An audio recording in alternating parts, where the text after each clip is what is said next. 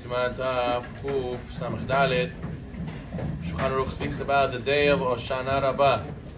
Hoshana Rabbah is coming this Thursday night, Friday day. The Ben Ish Hai in Parashat Vezot Baracha explains the day of Hoshana Rabbah is 51 days after we started the month of Elul. If you break up the word Hoshana, it's Hoshana. Save us, Hoshea, or salvation of the 51st. Na, in Gemtarya, is 51. 51 days after Elul, we started the whole process. And finally, it's culminating with the day of Hoshana Rabbah. According to the Zohar, on Rosh Hashanah, we got written up our decree. Yom Kippur, it was approved, it was sealed. Hoshana Rabbah, the Zohar says, the day Hashem gives the decrees to be brought into fruition. He gives it the ptakim, to the angels to go and bring into the world the decrees that were decided on Rosh Hashanah. So for the last chance, according to the Zohar, to change a person's potential decree is Hoshana Rabbah. So that's why the Ben Ish Hai says Hoshana is to save us on the 51st day, the last day, the great salvation, Hoshana Rabbah. Also the Chaim Palachi explains we do 7 Hoshanot, 7 times Hakafot, 7 times circling the Bima in the morning after staying up all night. And that's why the minhag is to stay up all night, Thursday night, this coming Thursday night, and to learn and to say the tikkun if possible. That way the merit of Talmud Torah can hopefully change our decree for good if it wasn't for that already. So therefore a person should make a time in his schedule and plan accordingly that Thursday night he should be able to stay up all night.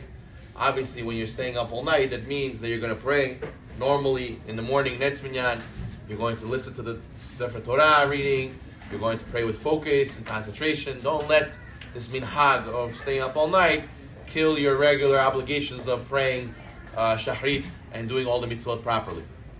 This is the minhag of the day of Hoshana Rabbah, and also for those who are, everybody should be maintaining their Shnai Mekach HaTargum, but those who are curious, the minhag is to do it on the day of Hoshana Rabbah as well. So Friday day, to do Parashat Vezot Baracha, Shnai Mekach HaTargum, to read the Parsha twice, and one time the translation to Aramaic, and that way we finish the Torah and really be misameach on Simchat Torah the next day, the day after, on Sunday, B'ezrat Hashem.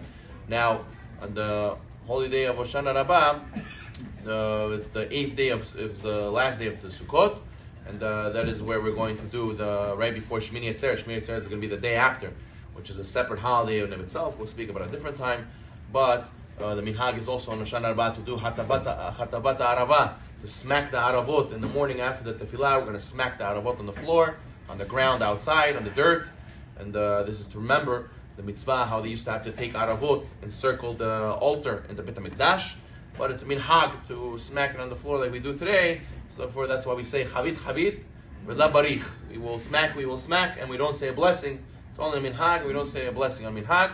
Nonetheless, Kabbalistically, it represents some very, very lofty things. You take 5 Aravot, corresponding to the 5 end letters, the Matzapach, Mem, Nun, Tzadi, Pei, and Chaf. They have Sofit letters, which represent dinim, judgments, and we're smacking with the Aravot, which represent the Gubin, represent the lips.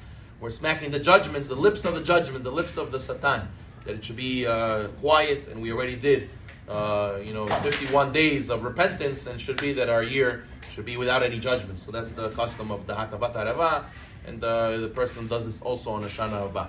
So it's a very, very special day. We say Slichot before Hashem Melech in the morning. We say Hashem Hu Elokim, Hashem Hu Elokim. So you see that in the Tefillah there's a lot of Slichot. It's a very, very auspicious day. A person should use it for prayers and teshuvah. It's the last chance we have. There's a wonderful story about how a person should maintain the simcha. The Gaon Vilna says the hardest mitzvah in the entire Torah is to be happy all 7 days of Sukkot. So to maintain the mitzvah of happiness, how you're going to be supposed to be happy the whole holiday. There was a bunch of people who were Motzei Rosh Hashanah trying to get back home. They were in Yerushalayim for the holiday. They're waiting at the bus stop to go home. And the bus was supposed to come already 10 minutes ago, 20 minutes ago, half an hour late. The buses. All these people are angry, like 100 people with children, luggages. They're all waiting at the bus stop. They call the phone number on the bus stop saying, "Where's the bus? Where's the bus?" And they find out that the guy who was supposed to do that line, he was busy elsewhere, covering for somebody else.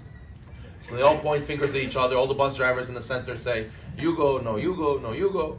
He said, listen, who wants to go and pull up to 100 angry Israelis? Who wants to go and pick them up? So he said, listen, somebody has to go. Finally, one person said, I'll go. They said, Baruch Hashem, he's going to be our kapara for us. He'll be the goat we push La'azazel off the cliff. He'll go and take the hit. So he goes, he pulls up, and everybody gets on the bus, and they're blessing him, and they're saying he's amazing, and they say, we love you, we thank you so much.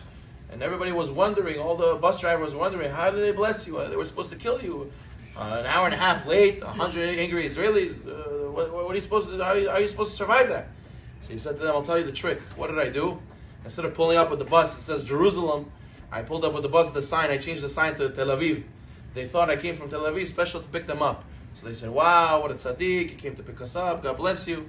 You see how a person is? When he feels he deserves, he gets upset. But when he realizes he doesn't deserve and everything he has is a gift, he didn't have to do for me, and he came anyways, so then the person's always going to be happy. That's why in our lives also, if we think we're entitled, the son tells the father, no, you have to buy for me, you have money, I deserve it, and then what? He buys it, and he's still upset, and he still's not enough. When a person says, HaKadosh Baruch Hu, what you gave me, who says I deserve? There's many people like me who don't have. And that's when the person's going to realize he has a lot of bracha, and he'll always tap into the power of being happy, appreciating what he has. Baruch